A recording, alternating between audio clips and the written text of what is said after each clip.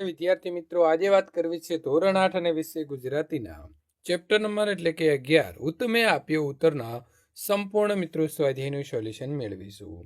એ પહેલા ચેનલની અંદર પ્રથમ વખત આવ્યા છો તો વિદ્યાર્થી મિત્રો ચેનલને ખાસ સબસ્ક્રાઇબ કરી દેવી. વાતચીત એટલે કે સ્વાધ્યાયનો પહેલો પ્રશ્ન છે, રોબોટ વિશે તમે શું જાણો છો? તો રોબોટ વિશે મારી જાણકારી આ મુજબ છે. તે આર્ટિફિશિયલ ઇન્ટેલિજન્સ એટલે કે એઆઈ સાથે સંચાલિત યાંત્રિક મશીન છે. તે વ્યૂહાત્મક પ્રોગ્રામિંગ દ્વારા કાર્ય કરે છે. વિવિધ ક્ષેત્રોમાં ઉપયોગી છે. તેનું કોમ્પ્યુટર, સેન્સર્સ અને મોટર્સ દ્વારા નિર્માણ કરવામાં આવે છે. રોબોટના કારણે માનવ જીવનમાં શું બદલાવ આવશે? તો રોબોટના કારણે માનવ જીવનમાં આવેલા જે બદલાવ છે એ બદલાવ કયા આવ્યા છે અને કયા આવશે એની વાત કરીએ તો પહેલાં આવેલા બદલાવની વાત કરીએ તો ઉદ્યોગોમાં પરિવર્તન.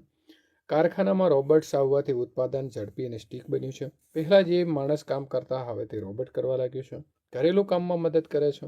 રોબોટ, વેક્યુમ ક્લીનર, સ્વયંસંચાલિત રસોઈના સાધનો અને સ્માર્ટ ઉપકરણોએ આપણા ઘરોને સરળ બનાવ્યા છે. તબીબી ક્ષેત્રે પ્રગતિ. ડૉક્ટર હવે જટિલ ઓપરેશન માટે સર્જિકલ રોબોટનો ઉપયોગ કરે છે, જેથી ઓપરેશન વધુ સચોટ થાય છે. શિક્ષણમાં નવા સાધનો. તો રોબોટિક કિટ્સ અને પ્રોગ્રામિંગ શીખવાના સાધનો વિદ્યાર્થીઓને નવી રીતે શીખવવામાં મદદ કરે છે. વાહન વ્યવહારમાં સુધારો. સ્વયંચાલિત વાહનો, ડ્રોન ડિલિવરી અને રોબોટિક પાર્કિંગ સિસ્ટમ વગેરે આપણા રોજિંદા જીવનમાં મહત્વનો ભાગ બન્યા છે. રોબોટના કારણે માનવ જીવનમાં આવનારા બદલાવો કયા છે? તો રોજગારમાં બદલાવ. ભવિષ્યની અંદર કેટલાક પરંપરાગત વ્યવસાયો ઓછા થશે, પરંતુ રોબોટિક્સ, એન્જિનિયરિંગ, એઆઈ પ્રોગ્રામિંગ અને રોબોટ મેઇન્ટેનન્સ જેવા નવા વ્યવસાય વધશે. શિક્ષણનું સ્વરૂપ બદલાશે. વિદ્યાર્થીઓ માટે વ્યક્તિગત શિક્ષણ સહાયક તરીકે રોબોટ શાળાઓમાં વધુ સામાન્ય બની શકે છે. આરોગ્ય સેવાઓમાં ક્રાંતિ. નાનામાં નાના રોબોટ્સ આપણા શરીરમાં ફરીને રોગોનું નિદાન અને સારવાર કરી શકશે. વૃદ્ધજનોની સંભાળ. જેમ જેમ વસ્તી વૃદ્ધ થતી જાય છે તેમ તેમ વૃદ્ધોની સંભાળ માટે સહાયક રોબોટ્સ વધુ મહત્વપૂર્ણ બનશે. પર્યાવરણની સુરક્ષા. પ્રદૂષણ સાફ કરવા, પ્લાસ્ટિક એકત્રિત કરવા અને કચરો વ્યવસ્થિત કરવા માટે પણ રોબોટ્સ વધુ ઉપયોગમાં લેવાશે. રોબોટ કઈ રીતે બનાવાતા હશે? તો રોબોટને બનાવવા માટે ઇજનેરી, પ્રોગ્રામિંગ, મટીરિયલ્સનો ઉપયોગ કરી તેમાં એઆઈ પ્રોગ્રામિંગ કોડ વગેરે ઉમેરી સેન્સર, મોટર, ઇલેક્ટ્રોનિક્સ દ્વારા બનાવવામાં આવે છે. રોબોટ સી રીતે કામ કરતા હશે? તો રોબોટ તેમાં ઉમેરેલા પ્રોગ્રામ મુજબ કામ કરે છે. તે તેના સેન્સર્સના ડેટાને ઓળખીને કામ કરે છે. તે તેના એઆઈ અલ્ગોરિધમ દ્વારા નિર્ણય લે છે. તે મોટર્સ દ્વારા હલનચલન પણ કરે છે. તમને રોબોટ સાથે કામ કરવું ગમે? તો મને રોબોટ સાથે કામ કરવું ખૂબ સરસ અને રસપ્રદ લાગે છે. મને તેની મદદથી નવી તકનીક શીખવા મળે છે. મારા જટિલ કાર્યોને સરળ બનાવવામાં તેની મદદ મળે. આમ મને રોબોટ સાથે કામ કરવું ખૂબ જ ગમે છે. તમે રોબોટ પાસેથી કયા કયા કામ કરાવશો? તો હું રોબોટ પાસેથી આ કામ કરાવીશ. ઘરની સફાઈ, કચરાનો નિકાલ, કપડાં ધોવા અને સૂકવવા જેવા કામ કરાવીશ. મારા અભ્યાસની અંદર મદદ માટે પ્રશ્નોના જવાબ આપવા અને તેને સમજાવવા માટે કહીશ. ઘરની સુરક્ષા માટે ચોર કે અન્ય જોખમોનું ધ્યાન રાખવાનું કહીશ. રમતો, વાર્તાઓ અને અન્ય મનોરંજક પ્રવૃત્તિઓ માટે સાથી બનાવીશ. મહત્વના સંદેશાઓ યાદ અપાવવા, કેલેન્ડર મેનેજ કરવું જેવા કામો કરી અને કરાવીશ. રોબોટ્સ આપણા જીવનમાં ચોક્કસપણે મદદગાર છે, પણ આપણે યાદ રાખવું જોઈએ કે રોબોટ્સ માનવીય સંવેદના, લાગણીઓ અને નૈતિક નિર્ણય લેવાની ક્ષમતા ધરાવતા નથી. તેથી કેટલાક ક્ષેત્રોમાં હજુ પણ માનવીય સ્પર્શ અને સંવેદનાની ખૂબ જરૂર રહેશે.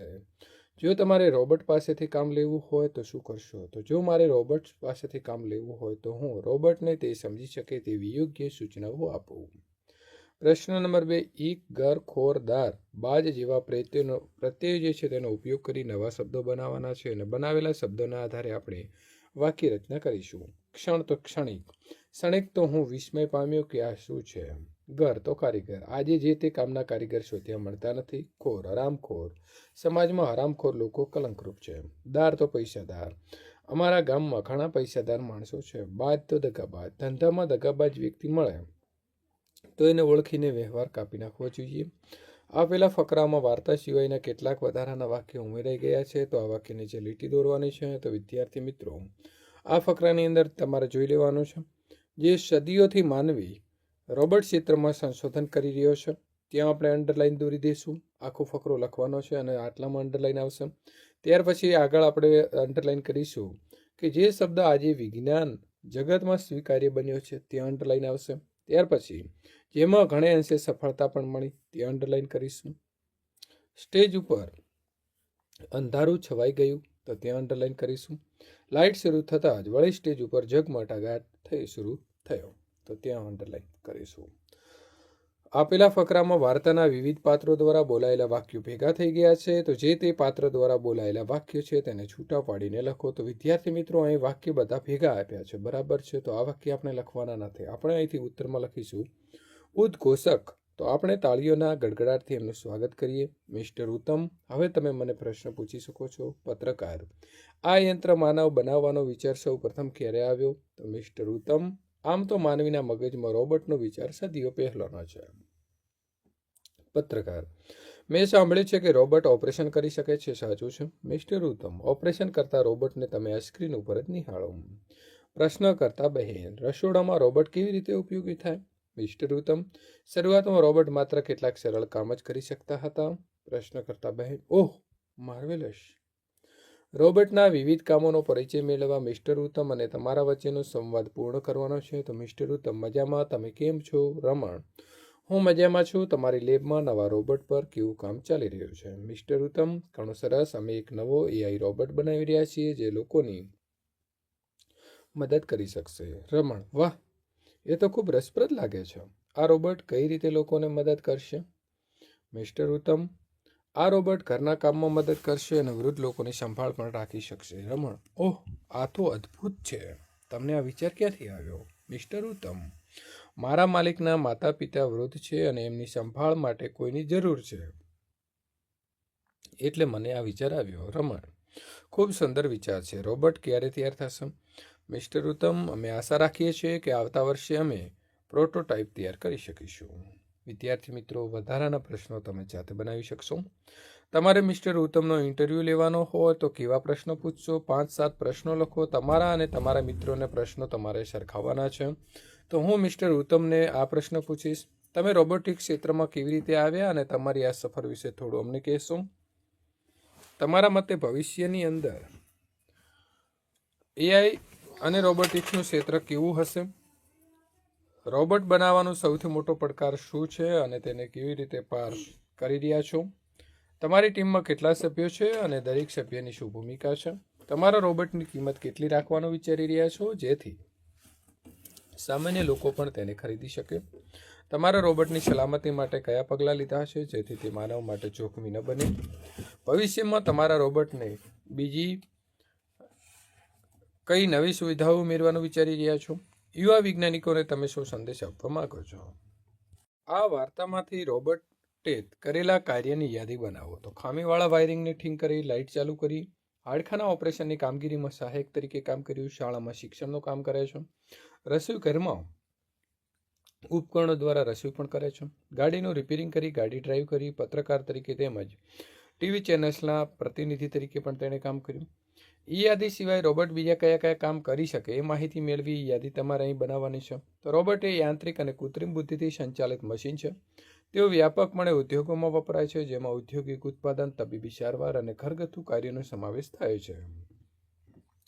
રોબોટિક ક્ષેત્રમાં સતત પ્રગતિ થઈ રહી છે, જેમાં મશીન લર્નિંગ અને કૃત્રિમ બુદ્ધિનો વ્યાપક ઉપયોગ કરવામાં આવે છે. રોબોટ જટિલ કાર્ય કરી શકે છે, ઝડપી અને ચોક્કસ રીતે કામ કરી શકે છે. ઔદ્યોગિક રોબોટ માલ ઉત્પાદનમાં, જોખમી પરિસ્થિતિઓમાં અને સંશોધન કાર્યની અંદર ઉપયોગી બની ચૂક્યા છે.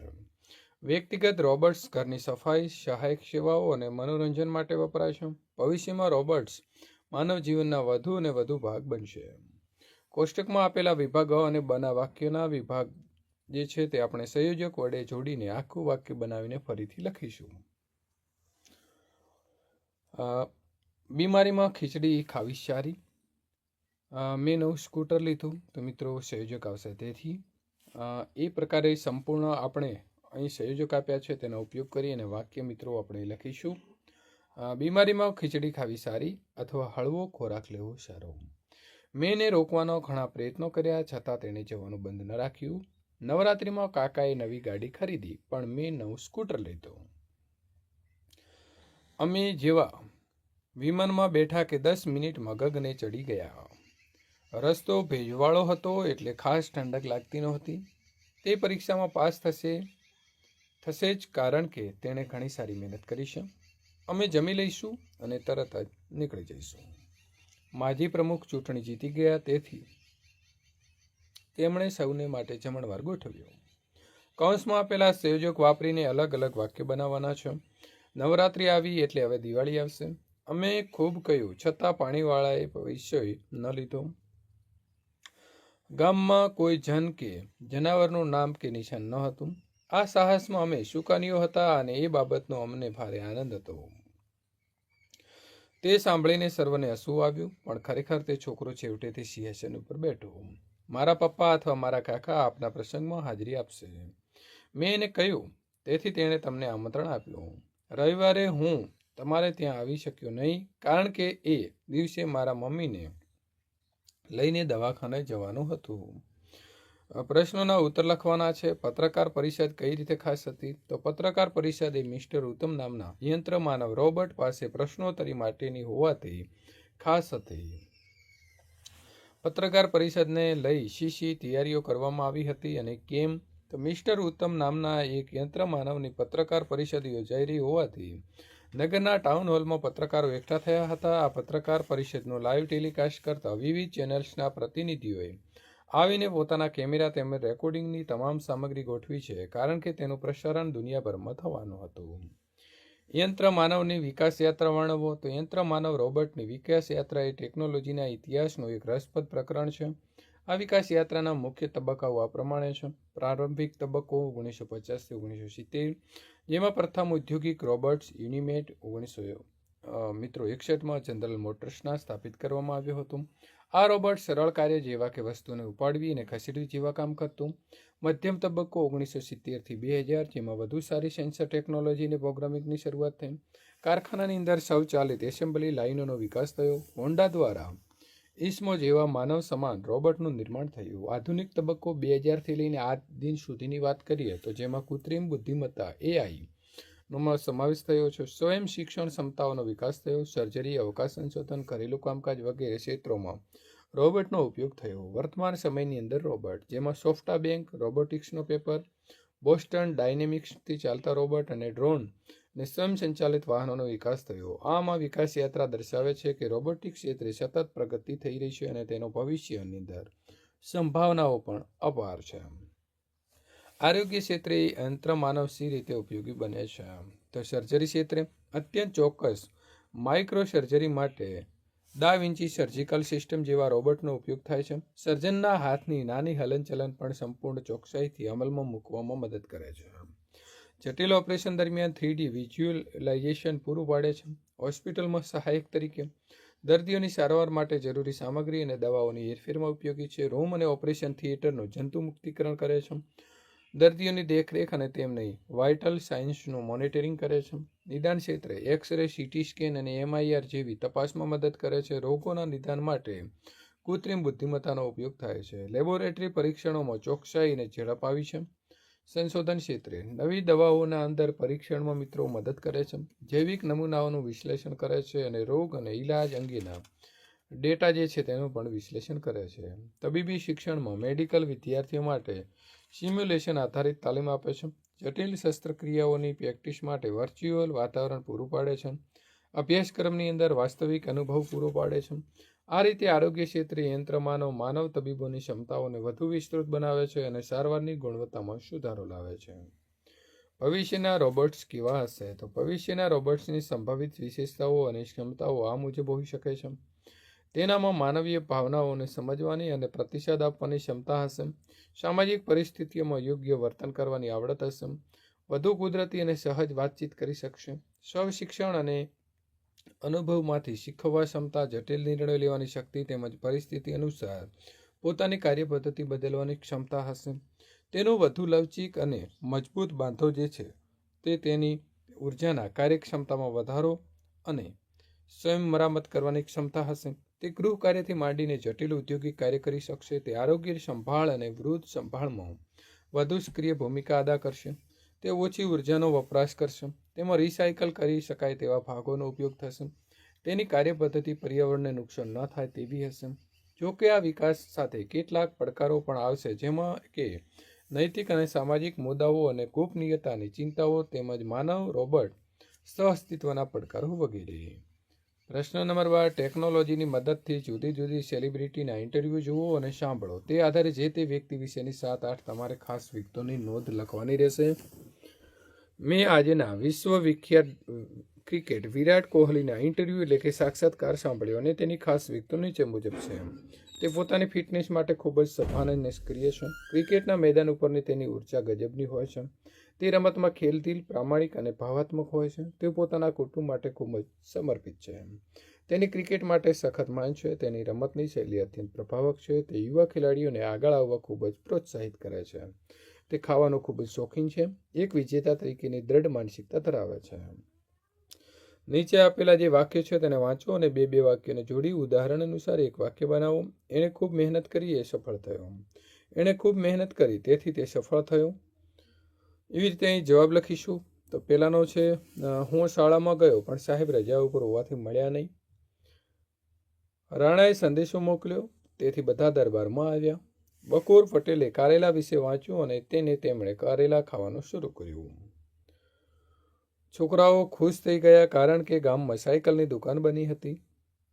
ભાઈઓએ ઘર વેચવાનો વિચાર કર્યો પણ બાએ ચોખ્ખી ના પાડી દીધી. હવે તમારા જવાબો નીચેના વાક્ય સાથે સરખાવો. હું શાળામાં ગયો પણ સાહેબ રજા ઉપર હોવાથી મળ્યા નહીં. અહીં કોઈએ પરંતુ લખ્યું હોય તો પણ જવાબ સાચો જ છે. પહેલા વાક્યમાં પૂર્ણ વિરામ દૂર કર્યું અને બંને વાક્યોને જોડવાના હતા.